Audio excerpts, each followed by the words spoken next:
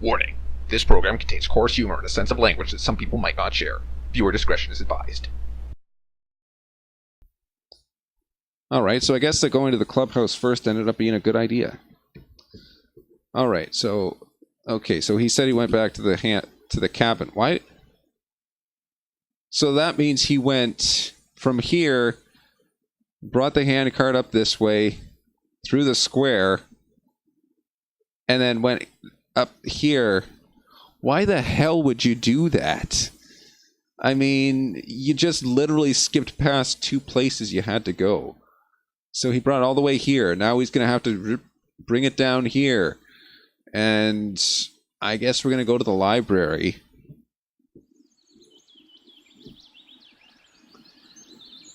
If every other place on the cake ingredient list made at least some sense to me, then flour in the library made none.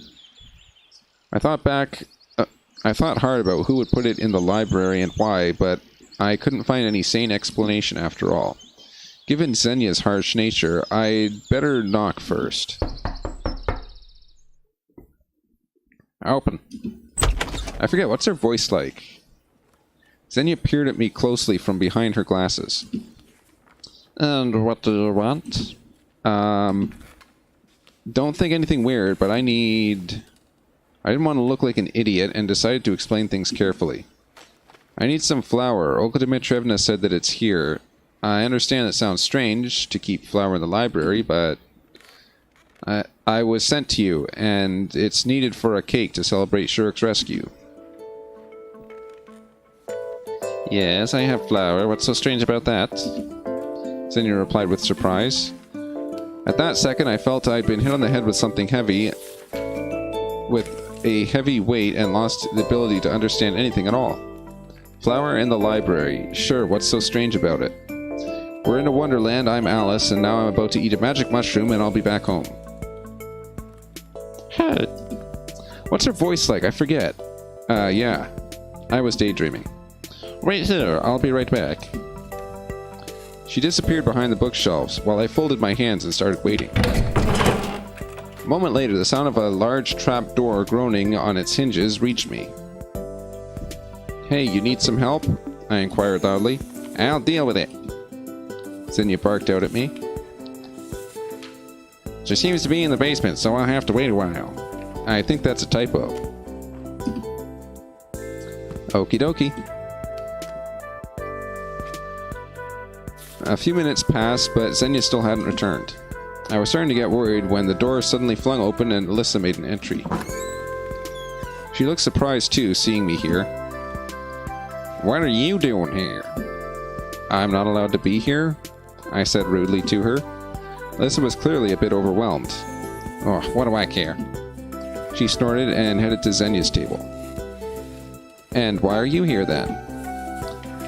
Alyssa measured me with her eyes carefully and almost opened her mouth to say something, but then seemed to change her mind and turned away, hiding her hands behind her back. Returning a book? I blurted out the first thing off the top of my head. It's none of your business. She replied with a hint of hesitation. What book is it? Alyssa went silent. Oh, come on, let me see it. I wonder what Miss High Voltage Keep Away reads. It's none of your business. Her voice was even less confident. Okay, I don't insist or anything. In fact, I was quite interested to find out what Alyssa was reading. Moreover, I was quite amused to see the book in her hands. TV, movies, or a computer... If one were available here, all these things seemed to be much more appropriate entertainment for a girl like her. But she had a book instead.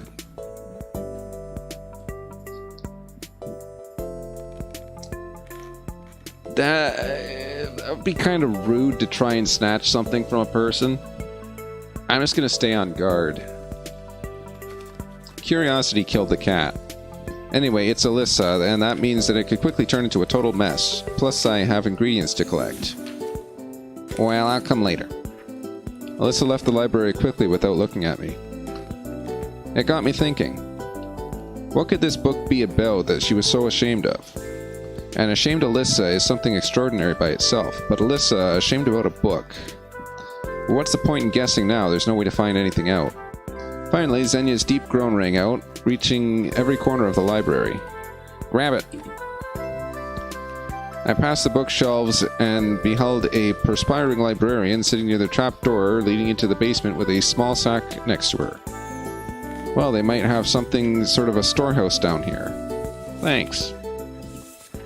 I took the sack and left the library. Thank goodness it wasn't heavy, so I carried it back to the cabin without too much effort. Why didn't you take the freaking cart with you, dumbass? Okay.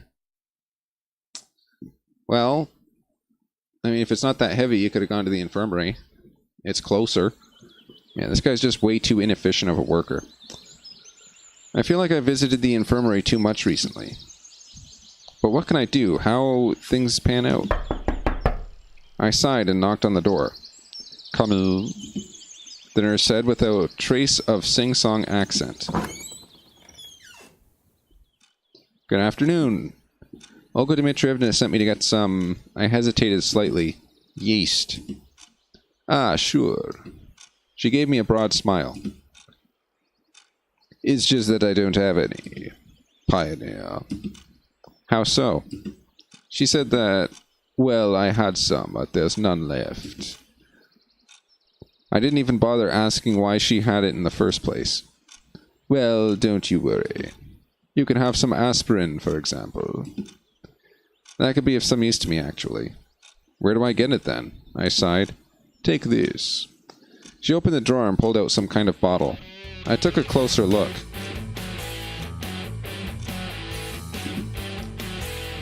It was Ostakinsko beer. What's the matter? Beer is also a fermented product. She gave me a deep gaze. Nobody will even notice. She had a point, but everything looked so grotesque to me that I couldn't find out anything to say. Are you sure? Absolutely. Okay then. The bottle clearly wouldn't fit into my pocket of my shorts. Well, thanks. I mumbled shyly, leaving the infirmary. Well, beer certainly could replace yeast. Even my knowledge of chemistry and biology was enough to accept this. But generally, walking around with a bottle in my hand looked like a silly idea to me, so I decided to bring it to Olga Dmitrievna's cabin and hide it there. But I had to reach it somehow without anyone noticing the beer. I hid the bottle under my shirt. And everything would have been fine, but Slavia called out to me at the square. Actually, she sprang out suddenly that it gave me a start. How's it going? What exactly? Your search for ingredients. You know already. Yes, I do. Slavia smiled. It's going to be alright. I answered, trying not to give away my unrest. And what do you have here? She pointed at the bottle sticking out from under my shirt. Ah, this. She got me. It's nothing. I blushed with a silly giggle. It's time to go. I was almost running, leaving the square, leaving a puzzled Slavia behind. It's great that she's not one of those people who would ask unnecessary questions. But there are people in this camp who like nothing better than to poke their noses into other people's business. Passing the pioneer's cabin, I stumbled upon Uliana. What are you hiding there? She gave me one of those cheeky looks. I thought there was no point in denying anything, so I replied in a provocative manner. It's none of your business. I'm a cipher officer delivering a message to headquarters. It's certainly... message... What? I was carrying the bottle at waist height, so I was slightly embarrassed. Do you want help? I'll deal with it on my own. I walked past her confidently and proceeded on my way. To my surprise, she didn't say anything or try to give pursuit. There was nobody at Olga Dmitrievna's cabin, so I successfully managed to stuff the bottle under my bed. Once I got outside, I sighed with relief. Really, I couldn't believe that I would ever worry about so much of a single bottle of beer. Like I was back in high school. It's a good thing it's safe now. Even if somebody finds it, I'll claim that it's not mine. I could always make up a suitable excuse with my enormous experience. Finally, it seems everything had been collected. I took the handcart with the sugar outside, put the sack of flour in it, followed by 2 baskets of strawberries, and somehow fitted it in between. The beer was hidden under my shirt, just in case. So you went back inside, and why the hell would you do that? You're just repeating work. The day was coming to an end, and I had to hurry, as the cake would need some time to bake. Of course, I'd rather enjoy lying down, closing my eyes, and getting some decent sleep, but I couldn't just let Olga Dmitrievna down. Indeed, after all the trouble I'd gone to, I felt personally responsible for the success of this event.